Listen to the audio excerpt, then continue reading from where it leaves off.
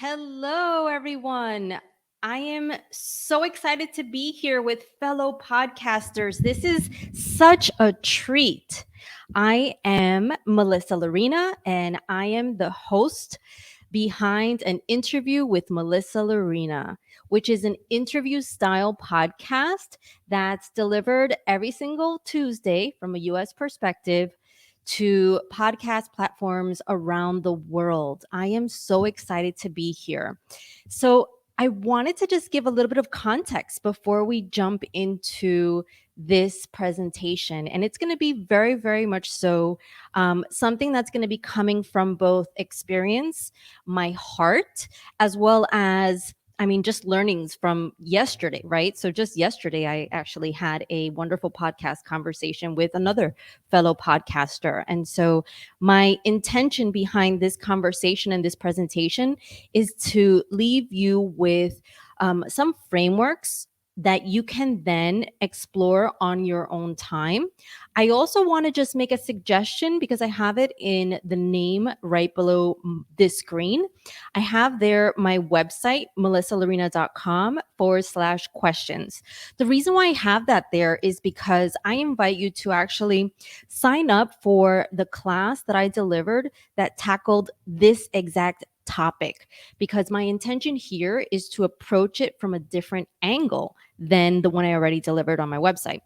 But I think there's value in joining these two forms of learning so that this way you have a sense of both the intention behind having an interview style program or podcast, as well as I mentioned, the framework, right? So they will look a little differently. And when combined, so if you sign up, when combined, you'll have a really good sense of the bigger picture, right?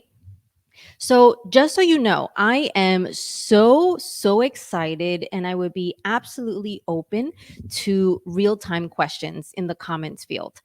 If you have a question on your heart, all that I ask is that you pass it through one filter. And here's the filter. And the reason why I say this is because oftentimes we might feel hesitant to ask a question because we feel that it's, going to be perceived as a silly question.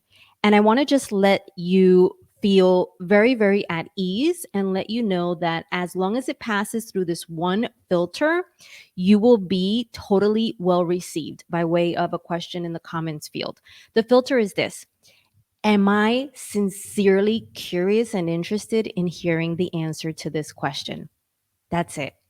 That is the one thing that you can use as a guiding light as far as whether or not you should raise your hand, write a comment, share a viewpoint that comes by way of asking a question.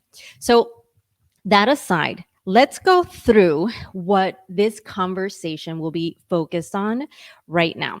So it's going to be quite simple because I think that there's more value in really distilling something that can feel complex when you really look at it under a microscope versus something that might be overwhelming to consider. So, in terms of what is a perceptively or a wildly perceptive question, let's talk about that first. And of course, should anything come up for you as I am speaking, put it or pop it in the comments. I love doing things real time, it keeps me on my toes. So, here we go. What makes a question perceptive? So I didn't go ahead and realize that, okay, Merriam Dictionary says this about being perceptive. Instead, this is coming to you from a position of I've been asked a lot of questions in my life. And as a podcaster that interviews people who are influential, who are charismatic and storytellers, I have also realized the power and the nuances behind what a perceptive question is versus a question that's not so perceptive.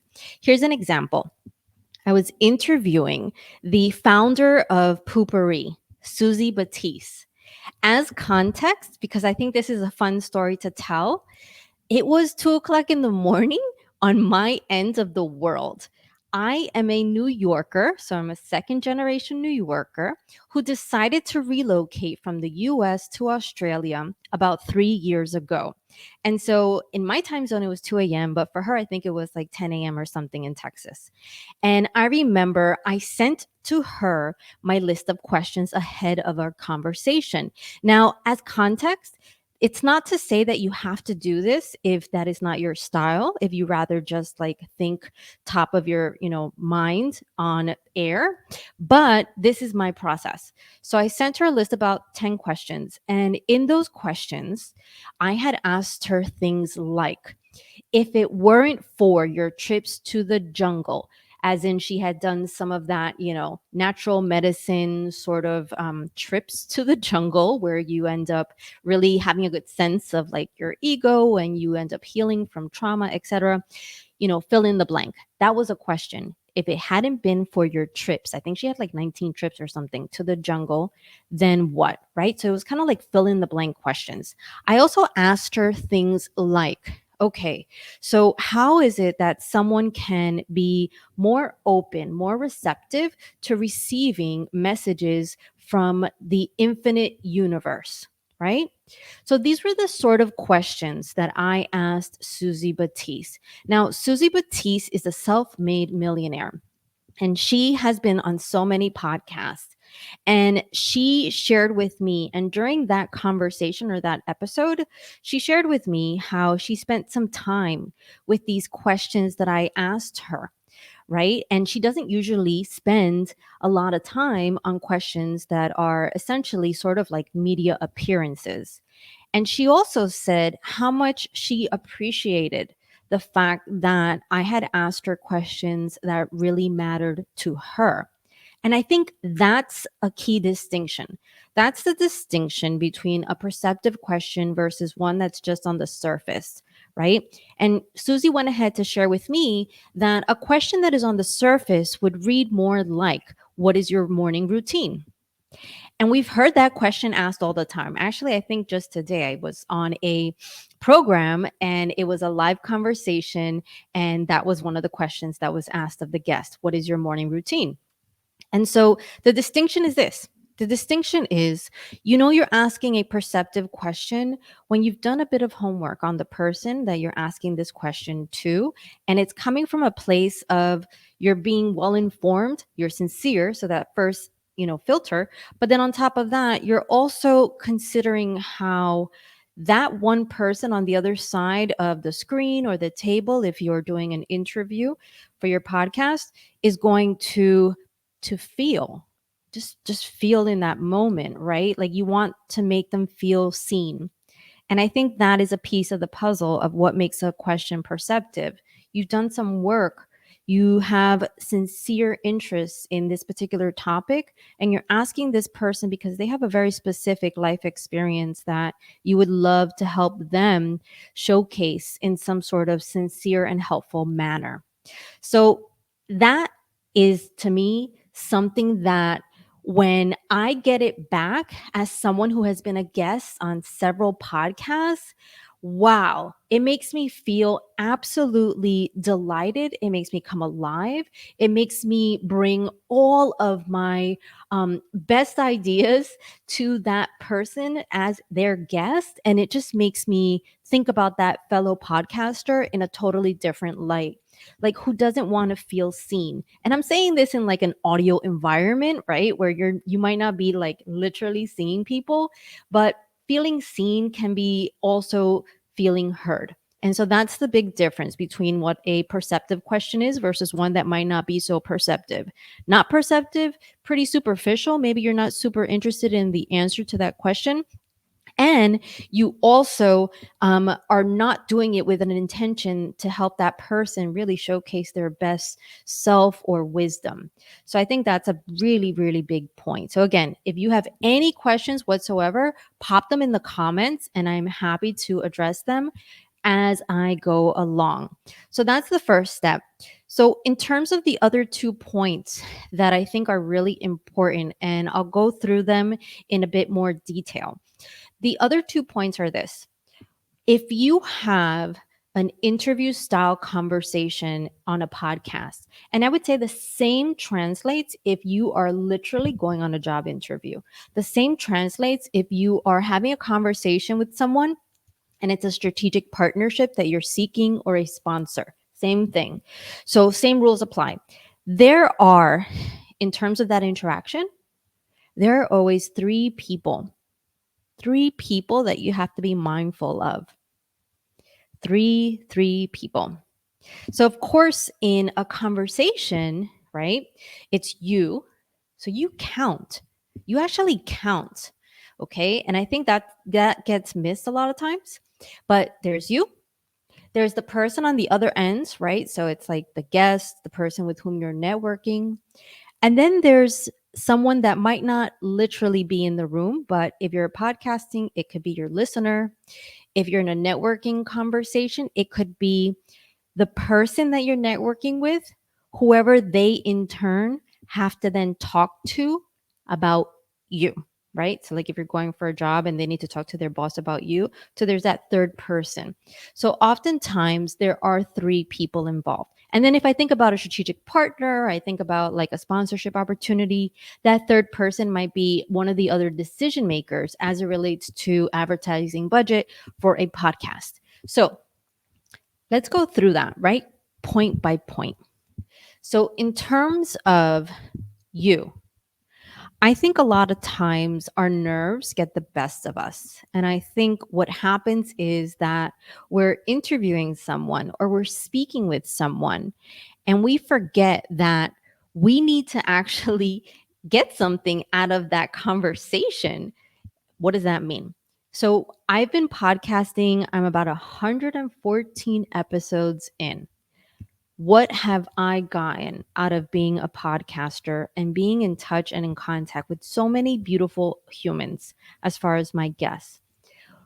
That is something that you can't force, but it needs to be a consideration when you're asking a question that is perceptive. So, what does that mean? Let's imagine that you're having a conversation with someone. So for me, I can take you back to my episode 10 when I was having a conversation with James Altucher on his sofa in his Upper West Side apartment. And this was like one of my first episodes. So I was super intimidated and nervous because he's also a really good, and I know this isn't like a real phrase, but question asker, right?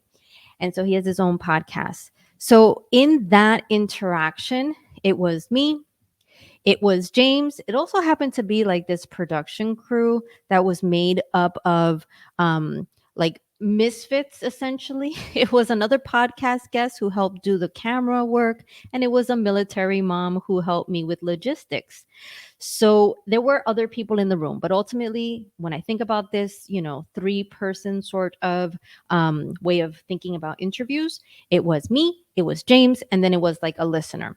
In that scenario, what I wanted to get out of that conversation was a deep understanding for how I could be a better podcaster. This was in my early days. And so, with that in mind, when we weren't necessarily recording on air, like it was my job to start asking questions, right? And just be like, well, James, like how is it that you manage your nervous energy, right? When you go up on stage as a comedian, because that's another thing that he does. Or James, it's amazing that your apartment is quite sparse. I think he was at that time moving so many different places. And so he was kind of like without any furniture except the basic minimum. So I was asking all these questions that may have felt that they were not relevant to the listener, but they were relevant to me. So you want to be sure that when you're interviewing someone and you're thinking about the right question for them, also consider yourself as the target audience. I'll give you an example. I was interviewing Jordan Harbinger. And Jordan has been in the podcast industry for about 15 years. So I asked him about, what's the key to podcast growth? Now, did that necessarily mean that my listeners were going to be like, up and coming podcasters? No, but that was something that was important to me and it felt very personal, right? And so now what I do is I'll do what Jordan said, which was to do ad swaps with podcasters, right? And so I invite that to you as an opportunity. If you do have a podcast, I'm open to ad swap. So definitely reach out. So that's one point. So you are in that equation, right? And it's important that you get something out of it. And I think when you sit down and think about the questions that you want to ask someone, you really do want to consider how you want to be better after the conversation, because you really, really do matter. And it's going to help you in terms of longevity, because it takes a lot of steps to continue a podcast. And last I heard, people usually stop at episode 7, but I'm at episode 114. So if there was nothing in it for me, just by way of the conversations, it'd be really hard to muster the energy and excitement, right? To really do a great service and ask a question that's meaningful. So that's one person that's in that equation when it comes to carefully crafting your questions. They can be perceptive and they can be something that's going to be important to you. Okay, that's one. Two. So the second person is going to be the person on the other side, right? So when I think about the James Altucher example, so James Altucher is sitting there, and I think he was on the cusp of his 50th birthday. And I knew that because I had done my research, right? And when I do research, and I'm not going to go into like details of research, but it is something that I definitely take pride in. But when I do research, I definitely read the book, even if I have to skim it. I also, if it's a podcaster, will listen to one of their podcast episodes, or I'll listen to an episode from another podcast where they were the guest, right?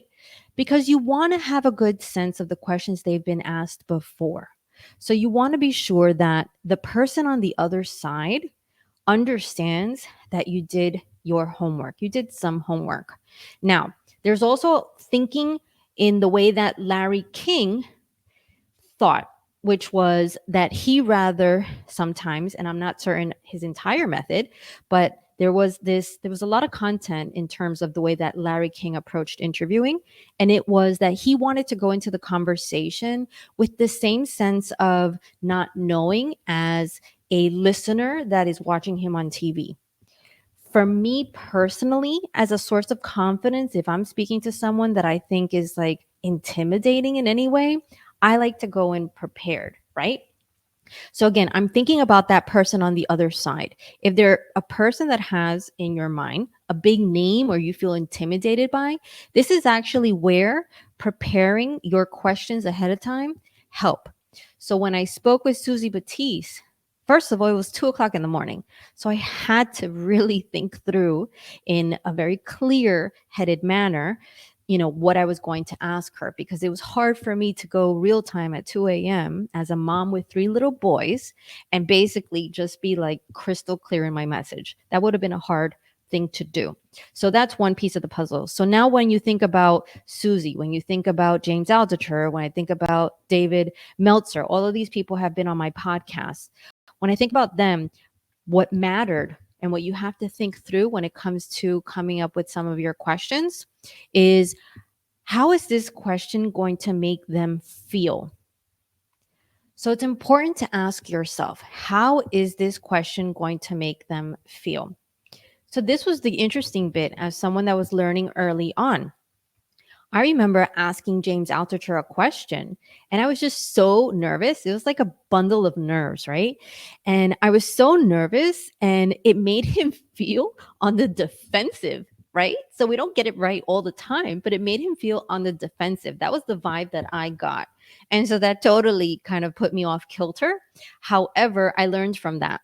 So with anyone else, as I think about the questions that I'm going to ask them, I always think to myself, okay, I'm going to ask them a question that could be quite personal. It could be something that they haven't discussed before, or it could be fresh. How might that make them feel?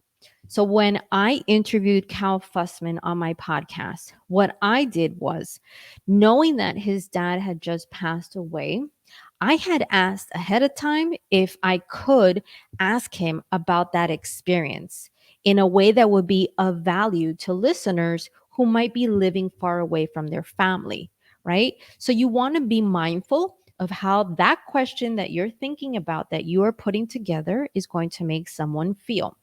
I want to be super clear now.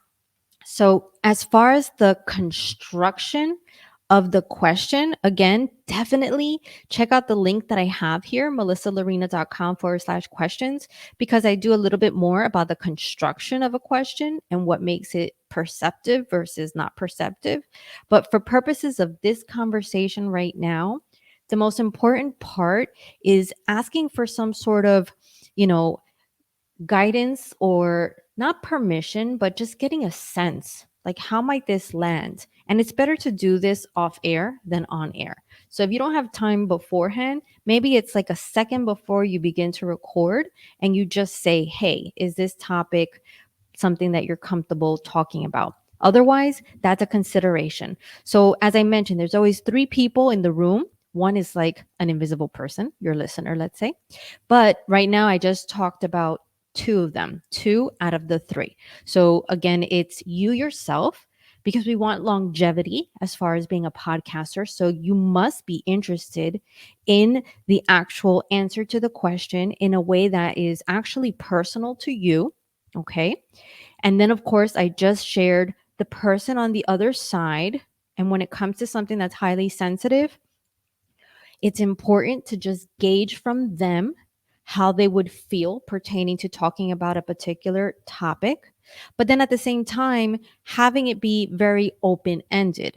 So it's not a matter of, just asking a question that is going to elicit like a one sentence response, but just really asking them to share their experience, their feelings, to share, what it was like, the thoughts that were running in their mind, right? So even though technically it could be like a declarative statement, like literally, like share your thoughts on this topic, it still obviously counts as a question, right? Because you're eliciting a response from them or an answer. So be mindful of that. Okay. So first, what's in it for you in terms of this trifecta, right? These 3 points. Just because you want to feel engaged and you want to feel like you're going to be changed as a human, as a better human during that conversation, then how will it make them feel? So there's a bit about intention. And so the sincerity filter is applicable in this case as well. And then the third one is, you know, now we're thinking about the audience, the invisible audience from a podcasting perspective, right? So you don't see the listeners, but there's someone that's listening in. And it's so interesting because it's like they're like a fly on the wall. And I love to think about them in exactly that way, except they're a fly in the wall that's really trying to make something with the answers that they just heard, right? They want to find something that they can then say to themselves, huh, I can use that guidance or that insight in the next 24 hours, for example, right? And so as you think about the third party, this third entity that might be invisible, and you are thinking about the questions you want to ask someone, what's helpful is to just put yourself in their shoes. And that's kind of where the Larry King approach comes into this whole thing, right? So that person might not have the context. Granted, you might do the bio, you might ask questions about the origin story, etc. But still, that person doesn't have the full context here. So being mindful of the context, that might be an opportunity for you then to come up with a question. But before you ask the question, to simply give a little snippet of why you're asking that question. So there is a bit of context there, right? So let's see. In terms of the third party, as I think about my guest yesterday. So yesterday I interviewed Mark Champagne. And so he's also a podcaster, and he happens to be someone that is super excited as I am about questions. And so with him and with the listeners, right? So here I am, and it's like I'm thinking about three people at the same time, let's say. So I think about the listeners, and here's a listener who is someone that might not be an entrepreneur.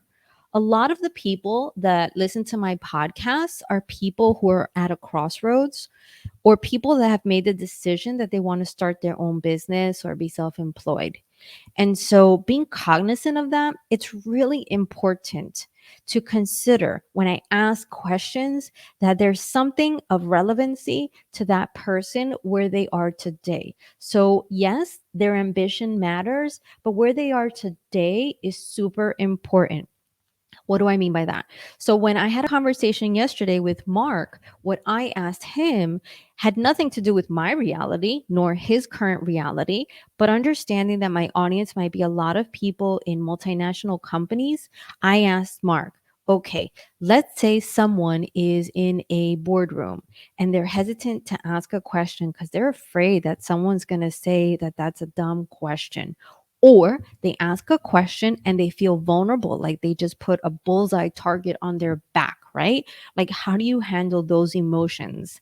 So that question was taking into, consideration my listeners. So it really did not necessarily play a role pertaining to what I was going to get out of the conversation or what Mark would get out of the conversation. Although I would argue that it would position him as someone that can go into multinationals and do some coaching around that topic. So it could have been like a business to business play, right?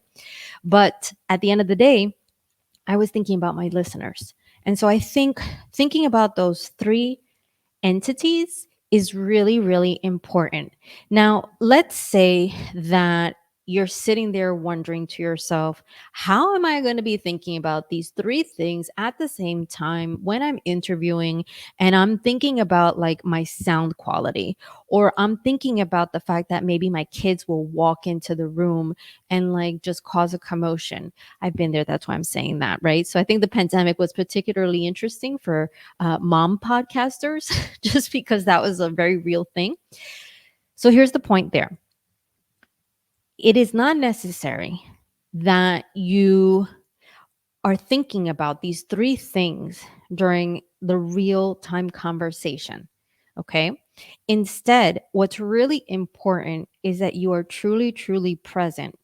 And as I refer to these three entities, yourself, the person on the other end, as well as the listeners, it's important that you consider those three entities when you are doing your work before you hop on the interview or the podcast episode itself.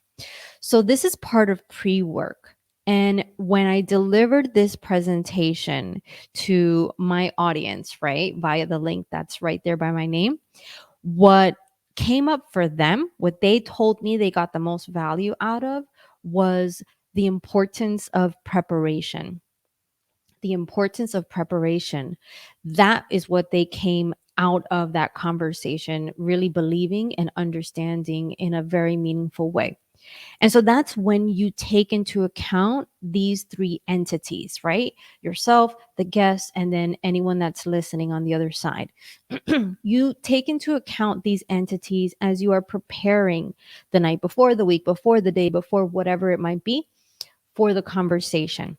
Now, when you are interviewing someone live, the idea is that you would have already learned about that person, gotten a sense of the questions that everybody else tends to ask that person, and you would have already brainstormed a list of questions that you intend to ask your guests ahead of time on your own time beforehand. The idea is not so much to memorize those questions. The idea is not so much to be out of flow with your guests, right? Because you do want to have follow up questions that are completely aligned with what the person is saying on the other side. But at the same time, this whole notion of being perceptive, it's important that real time you are super, super present. I mean, super present. I once interviewed someone who is a artist and she redesigned a magazine cover.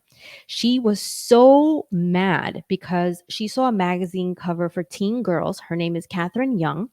And this magazine portrayed teen girls in this totally photoshopped way. I'll go ahead and address that question about a survey. So she went and absolutely She was really angry. And so her gift, her skill is in design. So Catherine went ahead, created this redesigned cover. And when she created the redesigned cover, what was interesting was that her rendition of this cover, it went completely viral. So I interviewed her on my podcast, Catherine Young. You could definitely check out that episode on my podcast. And in that episode, I was super, super present. I did my prep work, I considered my audiences, but I was present in the moment because what I was hearing from Catherine was that she tended to create things from an emotional place of being really angry about something and wanting to solve a challenge. So, my question in the moment was, have you ever created from a place of joy? The only way I would have been able to ask such a perceptive question was if I was totally present and not so concerned with all the questions that I had anticipated asking her. So it's important to be present. So, in terms of the point that I saw come across the screen earlier, right? So, should you do a survey? So, as it relates to surveys, this is really for me more of a audience building exercise and having a good understanding of the topics that you want to cover based on what your audience is saying they want to learn more about. So if you wanted to do a survey, and I'm assuming you don't mean it for the guests, I'm assuming you mean it for your listeners, then yes, do the survey. If you have the capacity to do a survey and get real language from your listeners, absolutely do a survey. And the way that you approach the survey, I would invite you to really, really make every question, and this is very just tactical, but make the question very simple. So, not so much yes, no, but open ended and simple so that this way you are gathering data that can then be useful. So before I started my entrepreneurial journey, I actually worked for a lot of the consumer product companies, right? So Procter and Gamble, for example, I worked for them. I also worked in advertising. Ogilvy and Mather was one agency that I worked for. And this even happened before my MBA because I've just always been an inquisitive person. But this whole idea of running surveys is an opportunity for you to gain clarity on the real needs of people.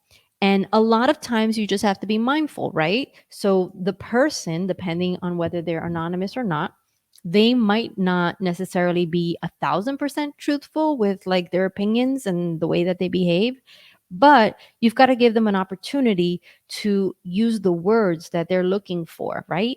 And then that could help you in terms of copy for like your show notes, right? That could help you in terms of being, findable from a SEO perspective because that's what people are typing in. So, yes, to the survey, if you have the capacity.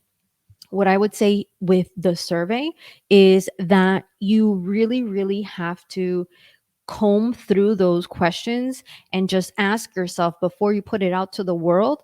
Okay, so if a person gave me their answer to question one or two or three, am I then going to be able to use that information in some sort of way, right? So you have to anticipate the sort of answers you might get and just really honestly tell yourself, okay, and is that useful or am I just curious about, understanding their purchasing habits, right? So that's something to be mindful of. So thank you for that question. I think it's an important question. In terms of back to your guest and having an interview style podcast, very specifically. So, what's interesting here is that your questions, and I want to just claim this because this is something that for me has been an important piece of my journey, but your questions are valuable. Like they actually have value to them. And sometimes those questions, although you might feel that you're over preparing or you might feel that you might not actually ask them live, whatever thoughts pop up in your head pertaining to writing down the questions you intend to ask a guest on a podcast, what's important for you to understand is that you're unpacking the way you think in the process of writing out your questions. So, I'm also a writer. and I'm writing a book for moms about their imagination. And so for me and for a lot of people who are into words, actually writing something down is definitely cathartic because it helps you iron out your thinking. And just to kind of add this reinforcement, you also become a better on the spot communicator if you tend to write things out. And it doesn't have to be manually, although there are therapeutic benefits behind the actual use of your hand. But when you write down your questions prior to an interview, you really are enabling yourself to clearly articulate your message ahead of time so that this way, when you're on the spot, whether your interview is at 2 a.m. or whatever time, you are then able to more quickly retrieve that information, right? So, this is the interesting bit. So, as far as asking wildly perceptive questions, as much as preparation goes into the process, there is that piece where you've got to be on the spot. You really have to be on the spot and you have to think real time. And so that is that presence, but there's also a confidence, right? So when I think about the psychology of asking for, let me just look at this one because this is let me see. Do you have any tips for when you're just not connecting with interviews about parenting podcasts for farmers? So we're talking about folks who are nervous about being interviewed. That means end up with someone we just cannot get a good vibe going with. Okay. So I really hope that I'm pronouncing your name correctly. I think it is Kate. Kate asks a question.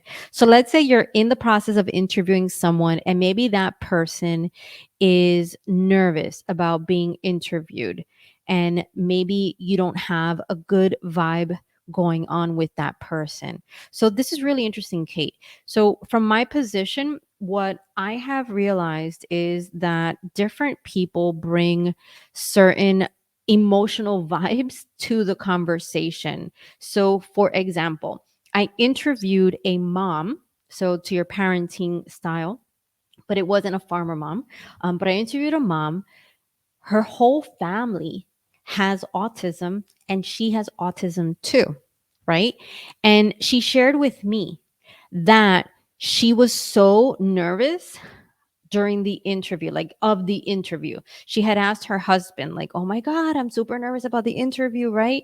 And so there's a lot going on there, right? In terms of just like her wellness from a baseline perspective. So it wasn't necessarily quote unquote being an introvert or whatever. But what she shared with me worked for her as far as bringing her some sort of ease to the conversation is that she heard some prior interviews that I had conducted, and she felt in the tone of my voice that she can be safe, that she would be safe. So, to your point, let's say there's a farmer that might not necessarily be featured all the time, on a podcast or video or any format, even the media.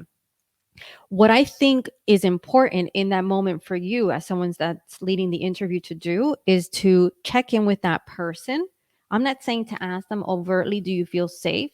But check in with that person and offer them an opportunity to just calm their nerves, right? Get centered in the moment.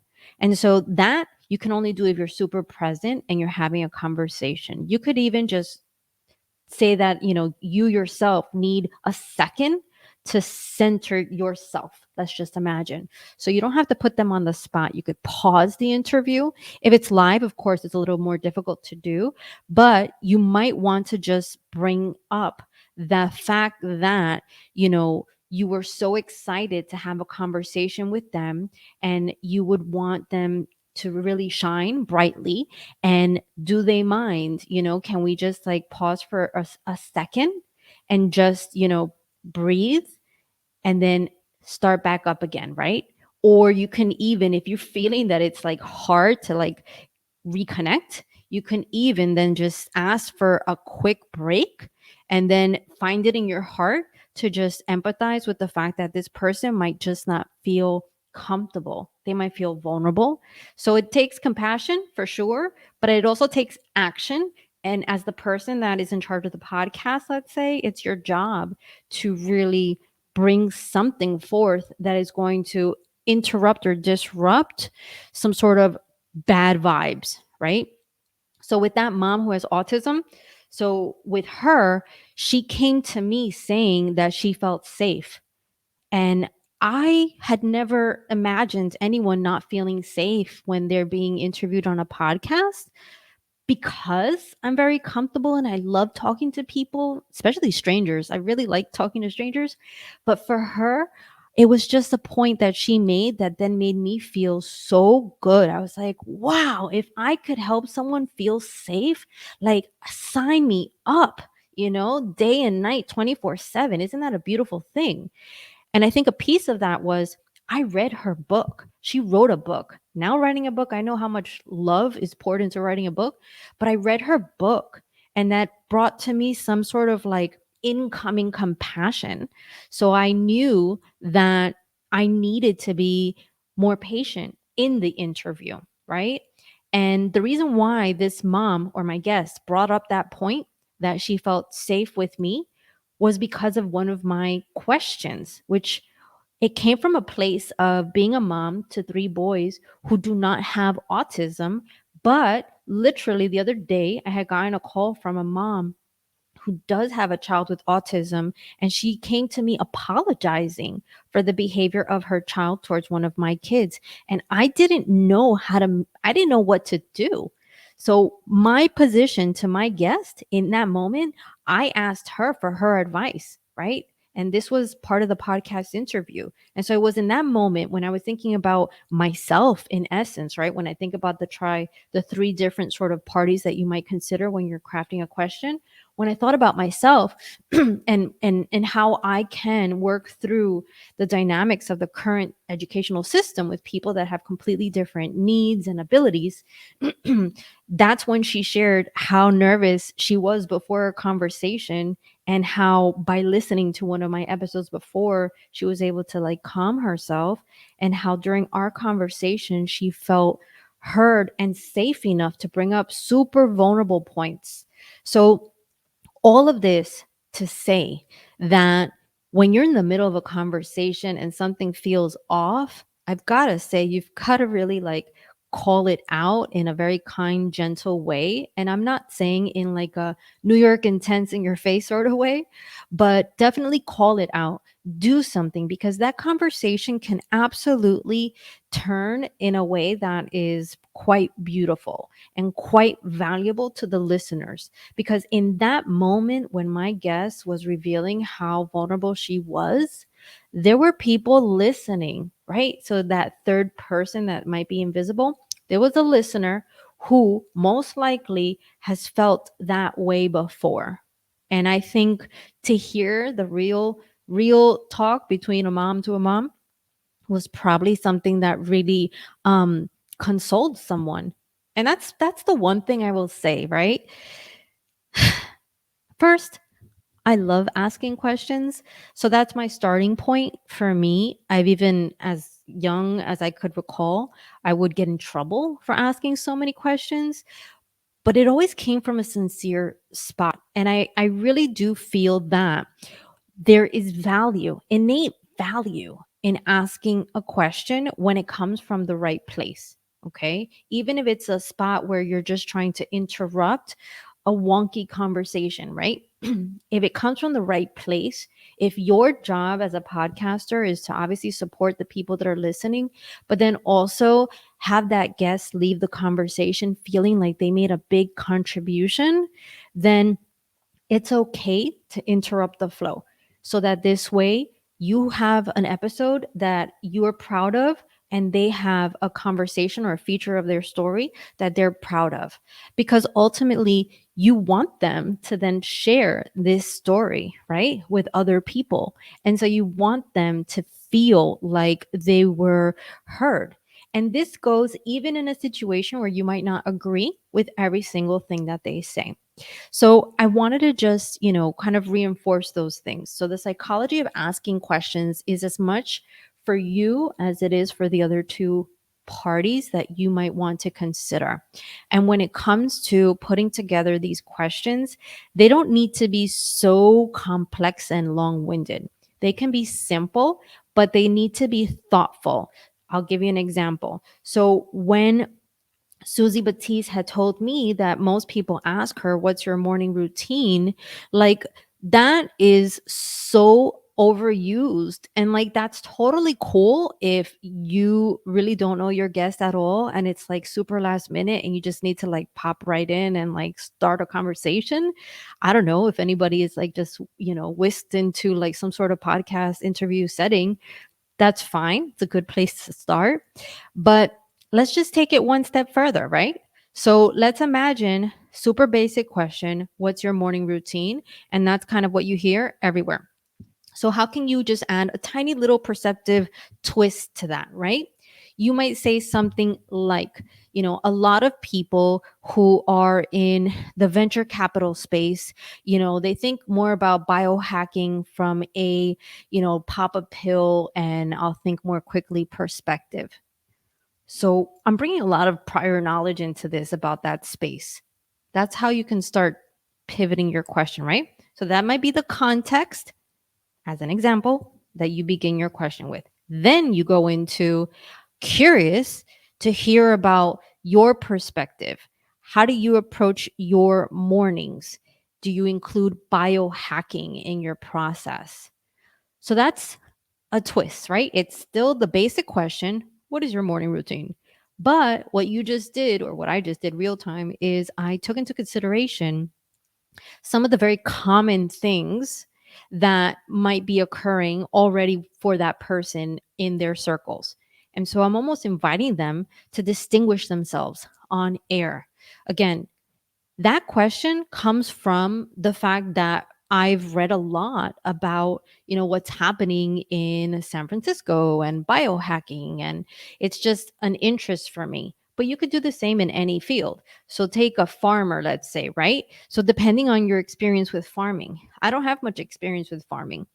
But with the farmer, you might ask, what's your opinion pertaining to agriculture technology, right? So I didn't add much context there. But as a podcaster who's interviewed 114 people now, I interviewed Gabriele Corcos.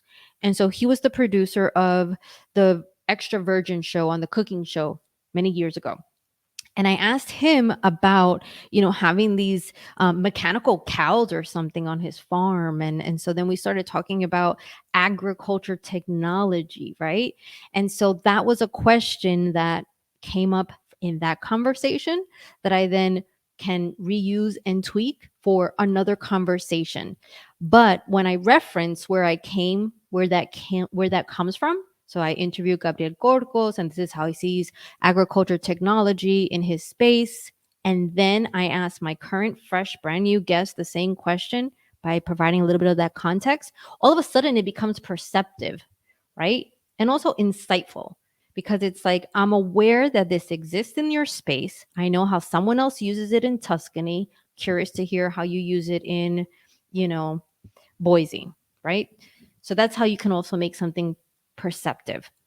So we have 5 minutes left. If anybody has any questions, if you have a question that you want to ask a guest, if you want to put it in the comments and hear my thoughts on that, totally open to that. If you have a question in terms of, how much to prepare, definitely ask me that. So I'm very open as far as the sort of points of feedback that I can provide on this venue for sure. If there's anything that I left unanswered, absolutely go ahead to the link, melissalorena.com/questions. And in that, you will then be directed to my longer presentation and ask me there. So let me see this. This comes from Sanger. Me and my three brothers do a podcast about anything and everything. How do you go about getting people interested in what you have to say? So Sangard, so you have those three audience members, right? So you have yourself, and then you have your listeners, and then you have the people on the other side. So how do you get people interested in what you have to say? So if I am thinking about my listeners and how I get them interested in what I have to say, what's important is that you take a step back and you ask yourself, okay, how is this going to add value to that person's life? If the answer is in these myriad of ways, then keep going, talk about that topic, and tell that person that's listening. And this is exactly how it can add value to your life. So you've got to make it applicable in a very practical, super easy to consume way. And this might be in your show notes or it might be in the recap of your actual podcast interview. So that's one. If it's talking to someone, like, okay, so your three brothers, let's say, are talking to one another, then I think in that scenario, what I think is important is the art of storytelling, which is something I also teach a lot of podcasters. So I teach a lot of podcasters, how to make a business on the side where they can make money, not just like be like this content creation machine. So definitely let me know if you're interested. I'm on Instagram, best way to catch me at Melissa Lorena. But also this whole idea of, okay, so you have three people in a room.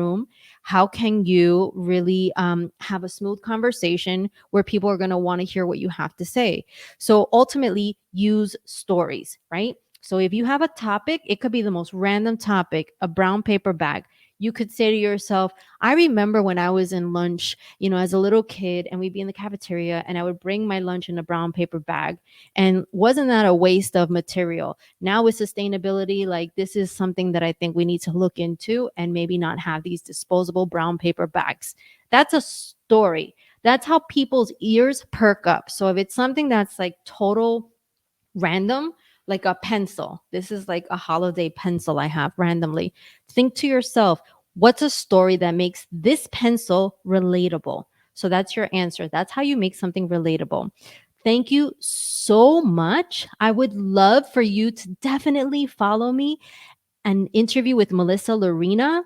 And for sure, definitely leave me a review on my podcast on iTunes. That would mean the world to me. That would be the best virtual clap I could possibly get. Thank you so, so much. You guys are awesome. And stick with it. Stick with it. The benefits outweigh the time and the commitment that's necessary to deliver on an awesome podcast. Thank you so, so much. And Shannon, you're a rock star, total rock star. Thank you so much, everyone. Keep asking perceptive questions for sure. And make